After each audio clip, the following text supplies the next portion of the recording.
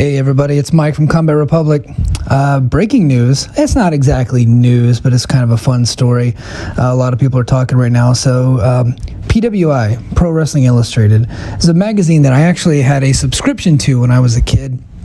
And I actually would go buy some of their offshoot magazines and things like that back when Bill Apter ran PWI. I have kind of since fallen out of love with PWI. I kind of have a love-hate relationship with them, but under their current leadership, they seem to be doing a lot better, definitely producing better content and a better magazine.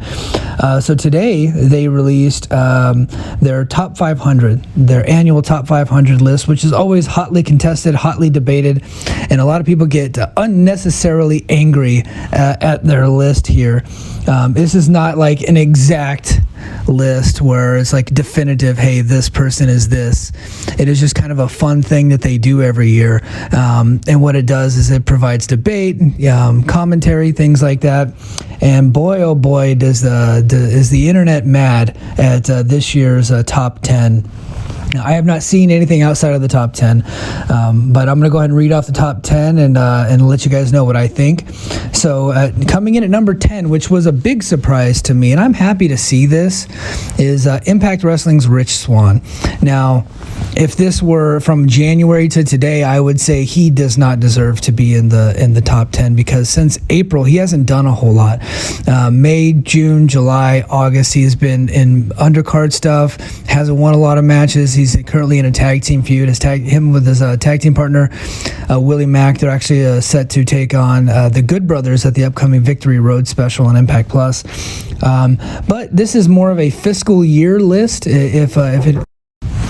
meaning that he from October of last year till now, he had a really good year at Bound for Glory. He defeated Eric Young in a really good match, and their feud was absolutely spectacular. I think the feud was even better than the match, the build up to it, with the whole dramatic story of his comeback and coming back from that serious life-threatening, career-threatening injury to win the title. And then he goes on, he defeats Moose, he defeats Chris Bay, and then he has the match of his life with Kenny Omega, and producing one of the biggest buy rates in company history. And next, this one also surprised me, Shingo Takagi. Me personally, I would have had him way higher. Current IWGP champion. I think the reason why he dropped down a bit is because he did not actually defeat Will Ospreay for that title. He actually lost to Will Ospreay, and then Ospreay got hurt, and then he ended up defeating Kota Ibushi for the title after it was held up due to Ospreay's injury. But I don't think there's a wrestler right now in the world that's having better matches than Takagi. And if he continues on the pace that he's on right now, and if they do the unification match with Ospreay at Wrestle Kingdom next year, which is what I'm fully expecting, then I would put him next year at number 1, easy. And then next up, another kind of a surprise, Finn Balor. Balor spent most of his year in NXT. He did have some excellent matches. He didn't really, on the main roster, hasn't really done much. He is about to wrestle Roman Reigns, but this list is coming out before that. So another surprise to me that he was at number 8. Will Ospreay, he never lost the IWGP Championship, and right now he's in the States, going back and forth between the UK and the United States, and he's still holding a version of that title. So he comes in at number 7. And then number 6, Jon Moxley. He's got the AEW cred. He lost the title last November, and he lost the rematch for the AEW title in the barbed wire death match, the exploding barbed wire death match, where nothing actually exploded. That match earlier this year in February for AEW, I think it's called Revolution. But he was in some of the top matches in that promotion, and he's put on some pretty good performances. I would probably have him below Ospreay and Takagi, but that's just me. Number 5, Kota Ibushi, perfect spot for him. He's had killer match after killer match after killer match. He did lose two big matches this year.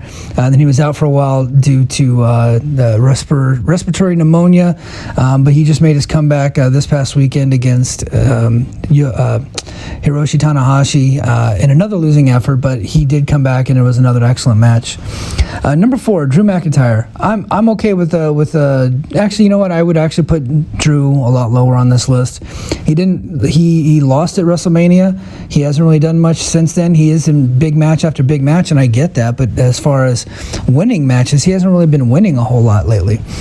Bobby Lashley at number 3. Another surprise. He is not typically an internet favorite, but I happen to be a big fan of his, and I love what he's been doing in WWE with the Hurt Business. I'm not a regular viewer of Raw, but when I do see him, he just comes across as a huge star to me, and he's one of my top favorites in WWE. And I do get to watch all of his monthly pay-per-view matches, and I think he is just a great champion and a great representative for that company. And I love the pairing with MVP. Number 2. Now, this is where a lot of people are going to get pissed off. Number 2 is Roman Reigns.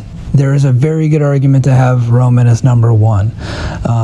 He is the tippy-top guy for WWE. He's not the top draw in WWE.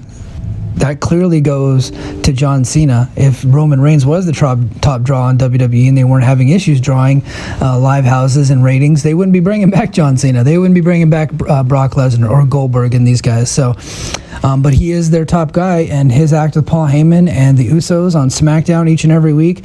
And SmackDown really is the top show for that promotion right now. And he's always the main event, and he always wins.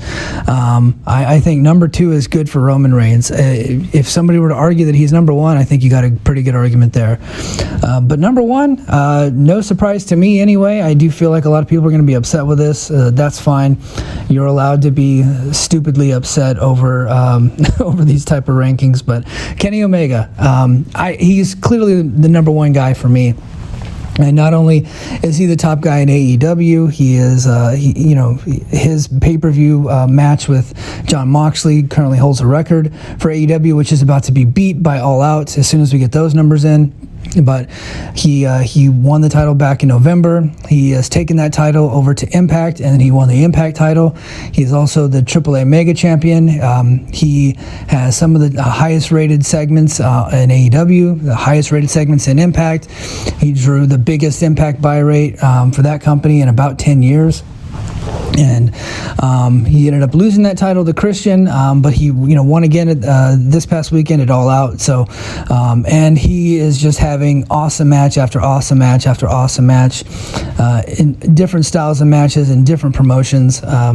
He's probably had 3 out of the 4 best matches in Impact.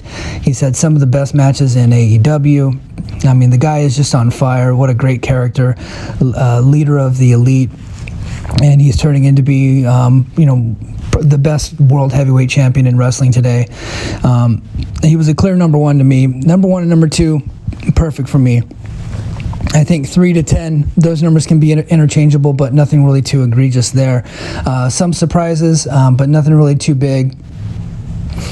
Go ahead and tell me what you think in your comments. If you're really upset over Kenny Omega being number 1, that's fine. You're allowed to be upset. So let me know what you think in your comments, and tweet Pro Wrestling Illustrated and let them know what you think as well. All right, that's going to do it for me. Bye.